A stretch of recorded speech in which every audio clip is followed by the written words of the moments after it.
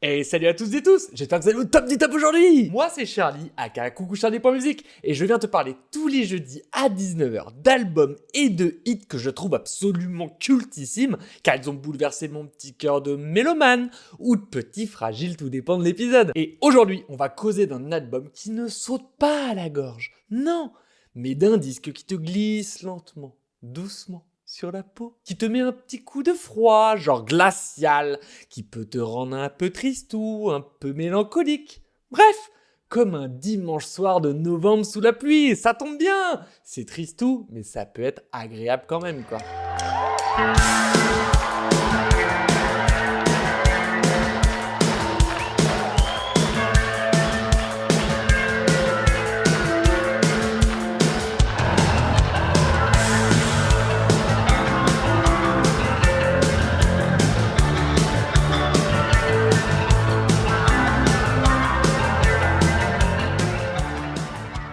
Allez, on retourne en 1980. Robert Smith a à peine 21 ans, mais il a déjà décidé que le monde, c'était pas hyper fun quoi. Après un premier album encore punky et nerveux, Free Imaginary Boys, il débarque avec un disque minimaliste, glacé, introspectif. Un virage quasi à 180 degrés. Fini les morceaux tout sautillants et bonjour la lente descente dans le brouillard. C'est le début du vrai son The Cure quoi. Ces guitares cristallines, cette basse hypnotique, ces boîtes à rythme limite métronomiques et surtout cette ambiance. Ni vraiment triste, ni vraiment belle. Juste mélancolique à crever quoi. Alors ouais, c'est pas l'album que tu mets en premier pour danser mais c'est celui qui t'attrape quand t'as besoin d'un disque pour penser ou juste pour te perdre un peu avec toi-même quoi. Aujourd'hui, on va donc parler de comment un petit groupe anglais fauché a posé les bases de la Cold Wave et comment Robert Smith a réussi à rendre la déprime incroyablement belle en fait.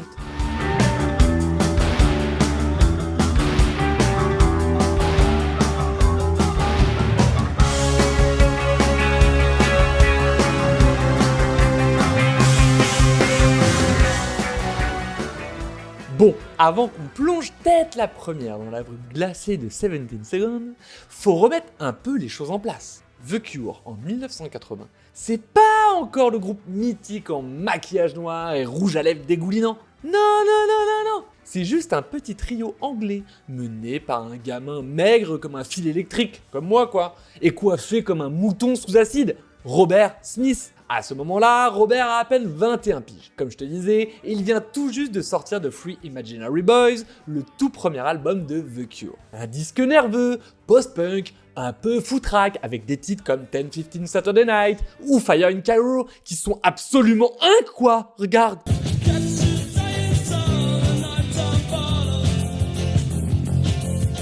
Mais Robert, lui, il sent déjà qu'il veut aller ailleurs. Il veut un son plus introspectif. Plus froid, plus lent. Le mec est littéralement obsédé par la tristesse, la lenteur, l'idée du temps qui file quoi. D'où le titre 17 Seconds. Mais t'inquiète, on y revient. Le groupe aussi change. Exit le son punk, un peu sale, bonjour l'atmosphère et la précision.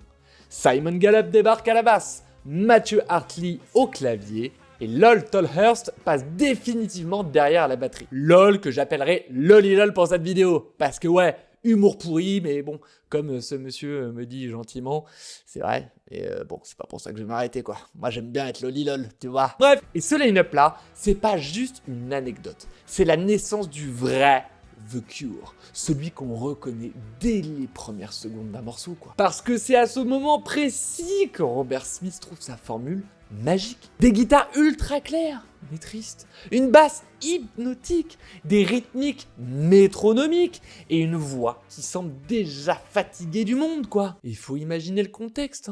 On est à la toute fin des 70. En Angleterre, le punk vient de mourir, la New Wave arrive, Joy Division prépare Closer et tout le monde se dit, bon, et maintenant on fait quoi en fait? Et The Cure, eux, répondent avec un album qui ne ressemble à rien d'autre. Froid, lent, éthéré, mais ultra sincère. Un disque de jeunes mecs paumés qui veulent mettre le spleen en bande magnétique. Et spoiler, ça va changer leur vie et la nôtre. 17 Seconds, c'est donc un disque né dans une urgence totale, mais avec une vision ultra claire. Faire moins pour dire plus. Et tu sens déjà que Robert Smith est en train de devenir le poète mélancolique qu'on connaîtra plus tard. Un gamin qui ne cherche pas la gloire, mais juste un peu de beauté dans le cri.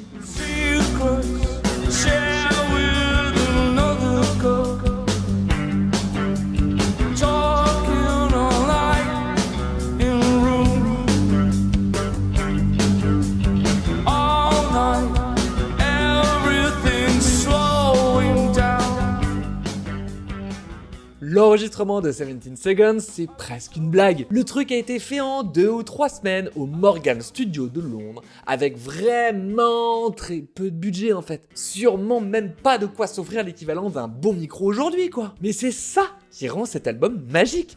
Tout est né d'un manque. Pas de matos de ouf, pas de temps, pas de label ultra présent.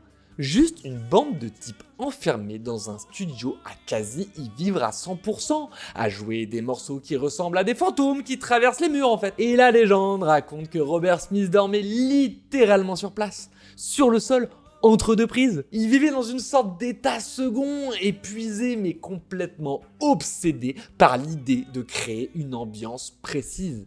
Froide, distante, hypnotique. Robert Smith et le producteur Mike Hedges avaient une obsession commune, le son. Ils voulaient que chaque instrument ait sa place dans un espace glacé, comme une pièce où résonneraient seulement les battements d'un cœur fatigué quoi. C'est pour ça que l'album sonne si vite par moments. C'est voulu. C'est pas un manque de moyens, c'est un choix esthétique. Le minimalisme élégant on dira. L'idée c'était de ralentir tout ce qui bougeait. La batterie est métronomique, presque sans âme parfois. La basse de Simon Gallup devient un fil conducteur, une sorte de ligne de vie. Et les guitares, elles, sont traitées à coups de reverb, delay, chorus, les armes secrètes de Robert. C'est à ce moment-là qu'ils inventent ce son cristallin et distant, signature absolue du groupe. Ce qui est fou, c'est qu'à force de bosser dans la pénombre, à moitié crevé, ils ont créé un disque qui sonne comme la fatigue elle-même. Un album épuisé, mais beau. Putain, c'est beau. Tu sens que les mecs sont rincés, mais qu'ils tiennent à quelque chose. Et ça s'entend. Putain, c'est beau. Quand l'album sort en avril 80, le monde ne sait pas trop quoi en penser. Certains trouvent ça trop lent, trop triste, trop vide. Mais d'autres captent l'essence du truc. The Cure vient de poser la première pierre de son univers. La brume, les ombres, la lenteur, le spleen. Tout commence ici. Et pour l'anecdote, Robert dira plus tard que 17 Seconds a été fait dans un état de flottement permanent entre l'épuisement et la transe. Et que c'est ça, justement, qui a rendu l'album aussi fragile. Comme mon petit cœur, quoi. Allez, c'est parti pour mon petit focus sur 3 titres de cet album, où tu sais déjà que j'en fais jamais que 3. Donc on va se faire les singles plus mon petit préf de l'album. Et rien que pour ça, tu devrais t'abonner, non?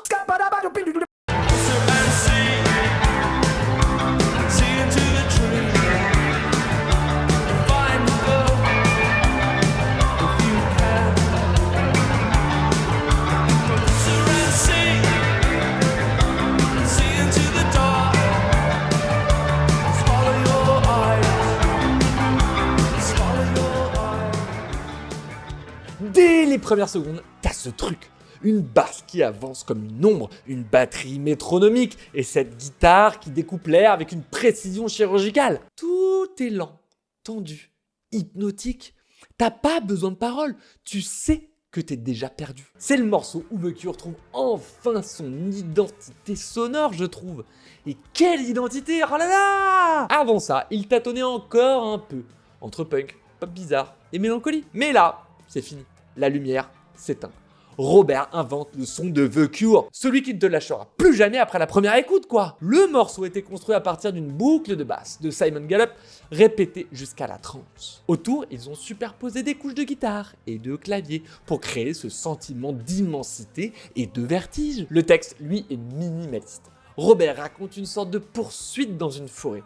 Il cherche quelqu'un ou quelque chose, sans jamais le trouver. C'est une métaphore que je trouve magnifique de la perte, de l'obsession, de ce moment où tu cours après un fantôme dans ta propre tête, quoi. Et ce qui rend A Forest incroyable, hormis la base bien évidemment, c'est ses enchaînements hypnotiques avec les espaces laissés, puis repris en intensité, puis relaissés, puis repris, bref, t'as compris quoi. Chaque son te laisse le temps de te perdre un peu plus. C'est de la musique qui respire, mais mal, tu vois, comme si elle suffoquait. En live, c'est un monstre. Le groupe peut la jouer pendant 10 minutes sans que tu décroches une seule seconde. Robert la transforme en une sorte de rituel.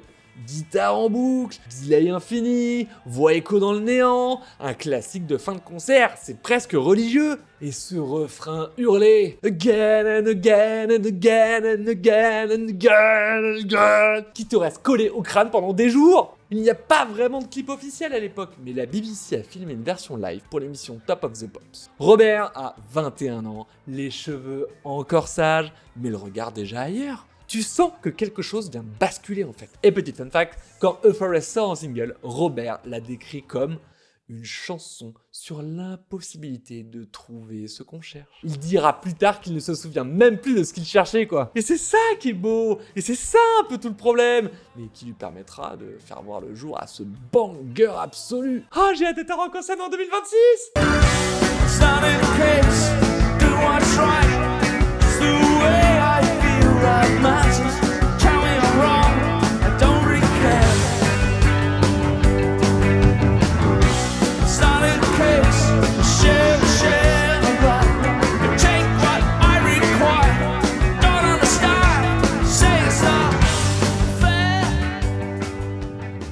Dès l'intro, tu sens que The Cure a changé de dimension. La batterie mécanique de notre petit lolilol, la basse en avant de Simon et ce synthé spectral qui s'infiltre doucement. Play for Today, c'est la deuxième piste de 17 Seconds. Mais c'est aussi le deuxième single de l'album, un peu normal à l'époque. Et franchement, on sent tout de suite que The Cure est en train de muer. Fini le côté post-punk sec et nerveux du début. Là, on plonge dans quelque chose de plus aérien, plus distant, presque fantomatique. T'as cette ligne de basse hyper hypnotique. La guitare de Robert qui pleure à moitié dans la reverb. Et cette voix toujours un peu absente, comme si elle venait d'un autre endroit. Et c'est ça qui est fascinant. Play for Today, c'est la chanson qui dit « Ouais, on a grandi et on s'en fout si t'aimes pas. Regarde comme c'est beau, putain c'est beau !» Et faut savoir que ce virage, il a pas plu à tout le monde. Michael Dempsey, le premier bassiste, a carrément quitté le groupe juste avant l'enregistrement de cet album, parce qu'il trouvait le nouveau son trop lent, trop triste. Bon, résultat, c'est Simon Gallup qui débarque à la basse et bam, l'alchimie se crée direct. C'est même lui qui pose cette ligne de basse entêtante sur Play for Today. J'adore ce morceau, c'est pas possible. Ce morceau, c'est aussi une déclaration d'intention, une sorte de « Ok, on n'est plus un groupe de gamins énervés, on est un groupe de mecs hantés maintenant. » Et cette ambiance glaciale, cette tension sourde, tu la sens dès les premières secondes. Robert le dira plus tard. 17 Seconds was the most personal record we'd ever done. T'as compris? J'adore faire ça. Et sur scène, Play for Today, c'est le moment où tout devient brumeux. La guitare en delay qui tourne en boucle et Robert Smith planté là, immobile, genre possédé quoi. C'est pas un tube pour danser à la base, hein. C'est un morceau pour se perdre lentement. Et franchement, c'est là que The Cure devient The Cure.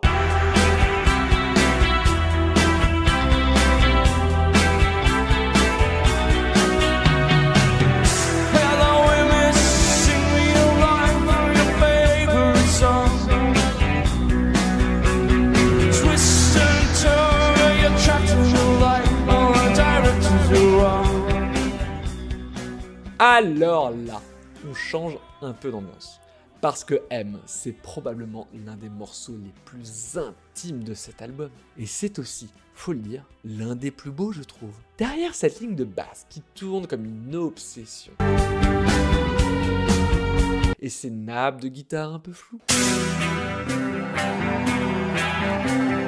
Il y a une petite tendresse, je trouve, qu'on n'avait pas encore trop entendue chez The Cure à ce moment-là. Et pour cause, M, c'est une chanson que Robert a écrite pour Mary Poole, sa petite amie de l'époque, et qui deviendra sa femme d'ailleurs. Et ça se sent, parce qu'au milieu de toute cette brume froide, cette atmosphère quasi clinique, M apporte une forme de douceur, une lumière vacillante dans le brouillard quoi. C'est pas du romantisme cucu, hein. C'est du romantisme gothique. Le genre de tendresse que tu ressens à 3h du matin quand t'es épuisé, un peu triste, mais que t'as quelqu'un à qui penser. Musicalement, c'est hyper simple. La basse est en avant, les guitares sont pleines de delay, et la batterie de notre lolilol est... juste minimale, comme dans le reste de l'album. Mais encore plus là. Pas besoin d'en faire trop. Chaque son respire, chaque silence compte. Et cette voix de Robert détachée, un peu fatiguée, mais tellement sincère, c'est ça qui te cueille, je trouve. Ce morceau montre un autre visage du groupe. Plus humain, plus fragile. Et surtout, c'est une preuve que The Cure, même au milieu de leur froideur, savait parler d'amour sans que ça sonne cheesy en fait. M, c'est pas juste une déclaration, c'est un murmure. Une chanson d'amour pour quand t'as plus les mots, juste les sons.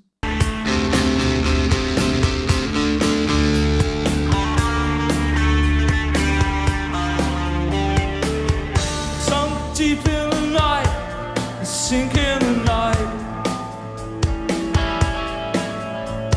Standing alone underneath the sky.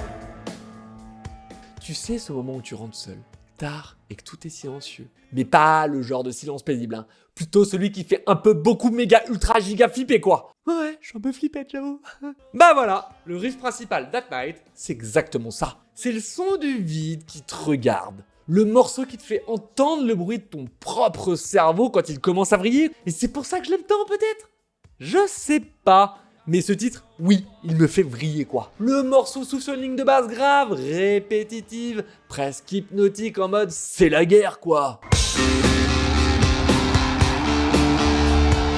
Robert, lui, chante comme s'il était enfermé dans un rêve un peu flou, où tout tourne en boucle. I feel the chill of ice on my face. Et ce qui est fascinant, c'est que le texte, minimaliste, ne dit presque rien, mais suffisamment pour que ton imagination parte dans tous les sens. I hear the darkness breathe. Bordel, t'as pas besoin de plus. Tu vois la scène, tu la ressens. Ça y est, je suis en train de flipper moi. T'es dit, petit cœur de mélomane ou de petit méga gros fragile. Hein. Et là, tout prend son sens. The Cure à cette période, c'est un groupe obsédé par l'atmosphère. On n'est pas dans le riff ou dans le refrain accrocheur. On est dans l'ambiance pure. Chaque reverb, chaque note de clavier, chaque battement de batterie semble calculé pour te plonger dans ce truc cotonneux et un peu glauque, entre rêve et cauchemar. Robert disait d'ailleurs dans une interview pour Melody Maker en 80 que l'album 17 Seconds devait sonner comme si tu te réveillais à 5h du matin dans une maison vide, sans savoir où t'es ni pourquoi t'es là. Mission accomplie, chef, hein. Surtout avec ce titre. At Night, c'est The Cure dans son élément le plus pur. Pas de show, pas de sourire, juste une ambiance glaciale et magnifique. Tu sens que le groupe est en train de créer une nouvelle esthétique, celle qui deviendra la base du rock gothique des années 80. Et perso, je trouve ça incroyable. Réussir à faire de la peur quelque chose de poétique et magnifique.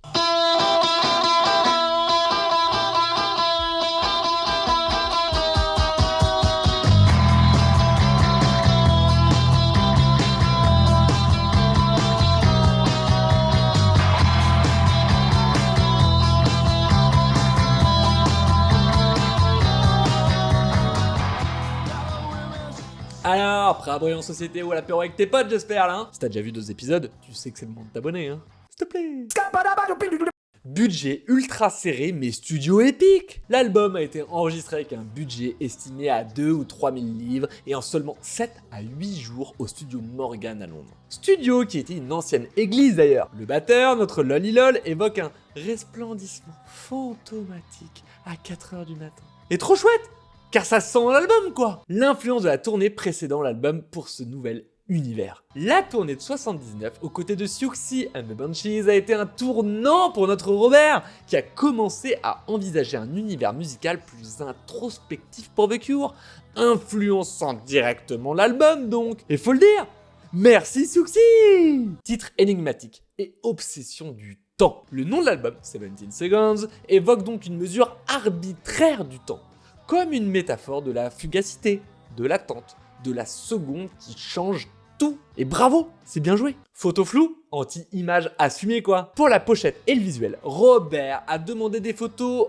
hors focus, afin que la musique prenne le dessus sur l'apparence. Un choix esthétique réfléchi. Trop fort le Robert. Ah là là, à chaque fois, ça marche beaucoup trop bien. Ils sont vraiment trop forts quoi. Le morceau The Final Sound coupé net. La piste interlude de The Final Sound devait être plus longue à la base, mais la bande est arrivée à sa fin pendant l'enregistrement, et donc ça a coupé net quoi. Et le morceau s'achève après seulement 53 secondes. Une anecdote qui illustre à merveille l'ambiance do it yourself de ce disque, non? D'accord?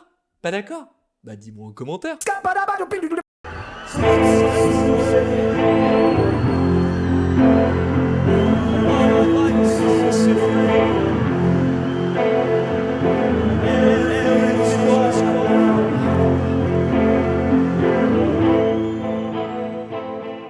Et voilà, 17 Seconds, c'est fini! Un album court, minimaliste, un peu froid, mais tellement efficace. 40 minutes à te plonger dans l'univers de The Cure.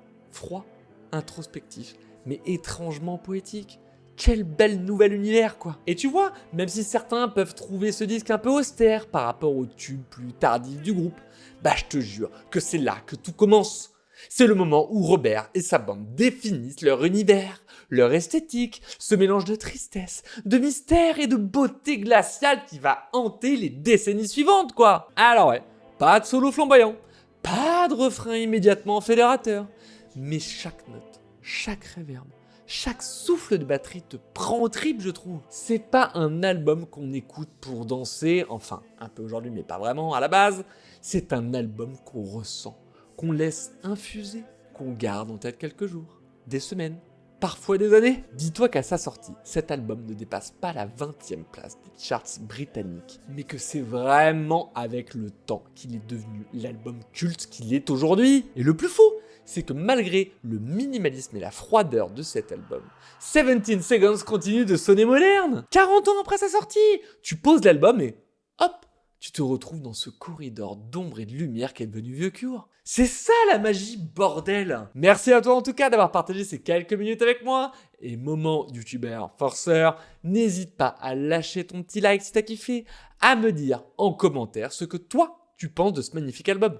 Et surtout, abonne-toi pour rien rater des prochains épisodes qui ont bouleversé mon petit cœur de mélomane ou de petit fragile, on verra suivant l'épisode. Et viens donc sur Insta pour deviner quel sera l'album du jour les mercredis soirs. Ma mini-commu est assez forte, j'avoue, et elle trouve quasi toujours.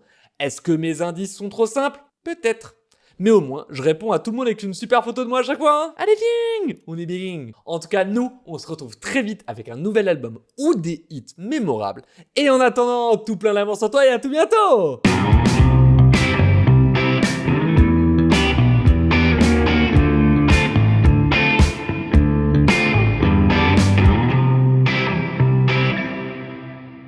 Bon mais putain de lunettes là, qu'est-ce qui se passe? Elles sont dégueulasses. C'est ces gens... Oh, je vais faire un peu.